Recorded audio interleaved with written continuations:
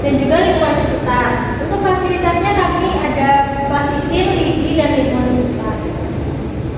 Untuk target peserta didiknya, kami mengambil peserta didik reguler atau yang tipikal umum.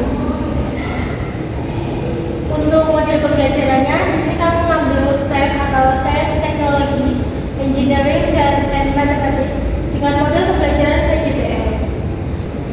Selanjutnya yaitu kegiatan pembelajaran. Yang pertama diawali dengan pendahuluan alokasi waktunya 10 menit. Yang pertama ada orientasi, peserta didik menjawab salah, berdoa bersama, dicek kehadiran, dan melakukan tepuk semangat.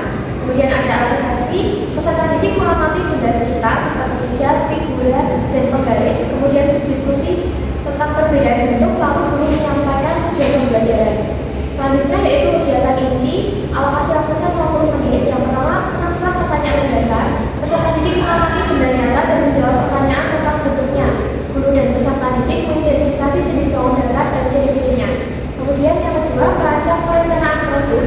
Peserta didik dibagi dalam kelompok, menerima plastisine dan lidi. Setiap kelompok merancang bangun datar dan mencatat ciri-cirinya.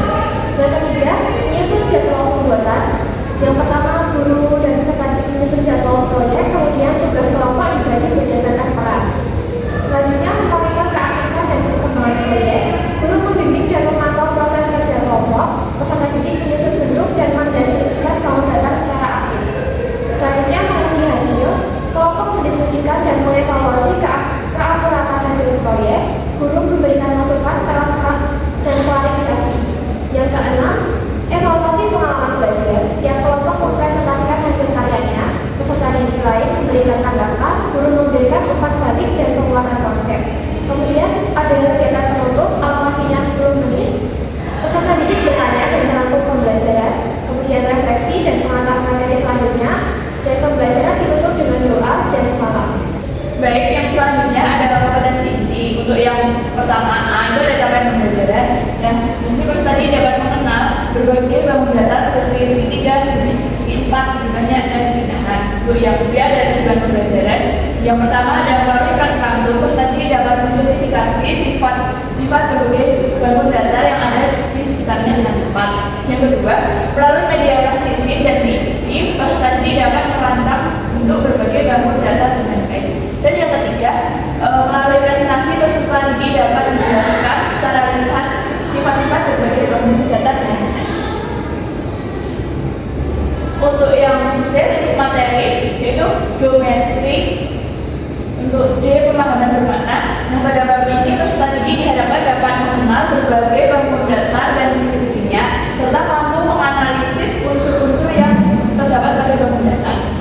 Untuk pertanyaan tematiknya ada yang pertama yaitu coba perhatikan jam dinding, figura, dan penggaris ini. Apakah ada perbedaan dari ketiga benda tersebut? Yang kedua, apa yang membedakan dari ketiga benda tersebut? Tiga, adakah benda lain yang sama dari ketiga benda tersebut? Baik, selanjutnya ada assessment atau penilaian. Untuk penilaian sendiri terdapat 3 penilaian. Yang pertama adalah pengetahuan. Untuk pengetahuan prosedurnya yaitu hasil belajar, aspek yang dinilai, teknik menggunakan tes, bentuk menggunakan uraian, dan instrumen menggunakan soal. Untuk penilaian yang kedua adalah sikap. Prosedurnya adalah proses dengan aspek teknik menggunakan tes dan aspek bentuk menggunakan observasi, lalu aspek instrumen menggunakan rubik. Untuk penilaian yang ketiga adalah keterampilan. Prosedurnya proses dan hasil belajar dengan aspek teknik pertama menggunakan tes, kemudian bentuk menggunakan uraian, dan instrumen menggunakan rubik. Selanjutnya ada pengayaan dan remedi. Untuk pengayaan sendiri selanjutnya dengan nilai rata-rata di atas rata-rata mengikuti pembelajaran tambahan untuk memperdalam dengan materi. Kegiatan pengayaan yang pertama ada menyelesaikan soal tantangan tentang luas screening bangun datar. Dua, membuat pola atau gambar dari berbagai bangun datar dan menghitung ukurannya. Dan ketiga, mengamati benda di sekitar dan mencatat bentuk bangun datar dan menghitung perkiraan luas dan kelilingnya. Kemudian untuk remedial diberikan kepada peserta didik yang membutuhkan bimbingan tambahan untuk memahami materi. Kegiatan remedial ada 3. Yang pertama ada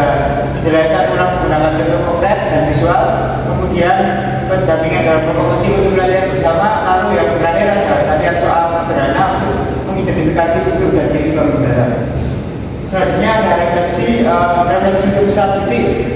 Yang pertama, apa yang telah kamu pelajari tentang bangun data dari kegiatan ini?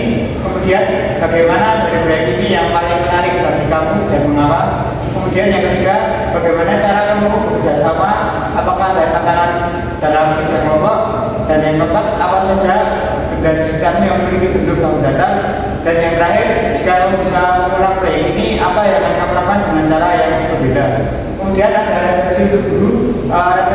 Yang pertama, apakah peserta didik memahami konsep bangun data dengan baik? Kedua, apakah metode pembelajaran berbasis proyek ini efektif dalam meningkatkan keterlibatan siswa? Kemudian yang ketiga, bagaimana keaktifan dan partisipasi siswa selama proyek berlangsung? Yang keempat, apa kendala yang muncul selama pembelajaran ini? Dan yang terakhir, apa yang bisa dibagi dalam penyampaian materi atau dalam pembinaan proyek? Dan untuk yang selanjutnya ada LKPD. Di halaman pertama ada cover. Di sini sudah ada fase, kemudian nama materi, kemudian kelompok dan nama anggotanya. Untuk di lembar selanjutnya ada tujuan pembelajaran dan petunjuk pengerjaan. Kemudian di halaman ketiga ada soalnya. Di sini mereka perlu menggunakan plastisin dan lidi untuk menjawab semua pertanyaan di sini. Ada sisi, titik, sudut, dan garis diagonal.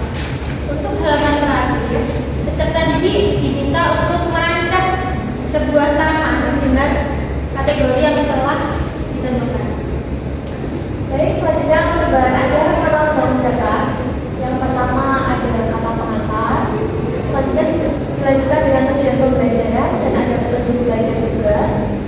Di sini ada materinya mulai dari cerita tentang rambu larangan, kemudian ada materi tentang bangun datar, apa saja jenis bangun datarnya, bentuknya, kemudian tentang sisi, garis lurus,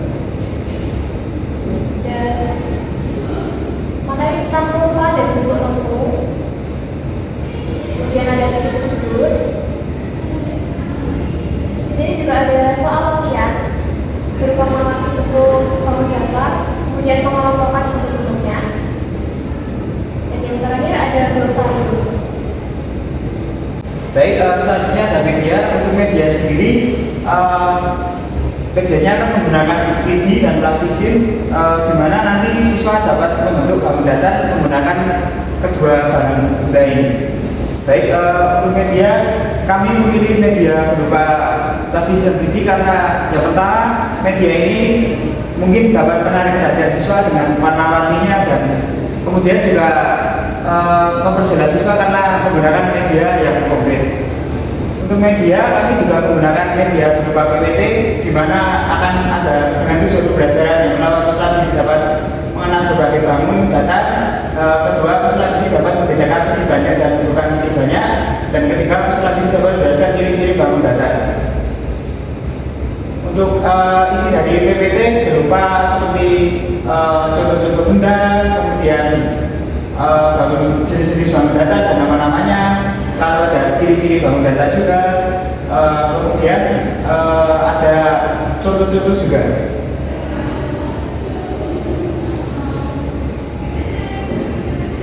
Lalu ada glosarium juga pada PPT kami. Baik, yang selanjutnya ada instrumen penilaian. Nah, penilaian pembelajaran dilakukan secara terpadu, sistematis, dan komprehensif untuk mengembangkan kemandirian, kemampuan, kebenaran kritis, dan kreativitas peserta didik. Yang pertama itu ada penilaian sikap. Di sini juga sudah ada informasi umumnya. Dilanjutkan dengan rubrik penilaian sikap. Untuk aspeknya kami mengambil 3 aspek, yaitu ada mandiri, bernalar kritis, dan bergotong royong. Nah, di sini juga ada lembar untuk pengisian nilai sikapnya dengan disertai dengan predikatnya. Yang selanjutnya ada penilaian pengetahuan, juga sama. Di sini ada informasi umumnya. Dilanjutkan dengan lembar nilai pengetahuannya. Di sini juga terdapat nama peserta didik, ujian soal, nilai, dan catatan buku. Selanjutnya ada kisi-kisi soal evaluasi. Nah, di sini dituliskan capaian pembelajaran, materi pokok, indikator soal, bentuk soal, level kognitif, tingkat kesukaran, dan nomor soalnya.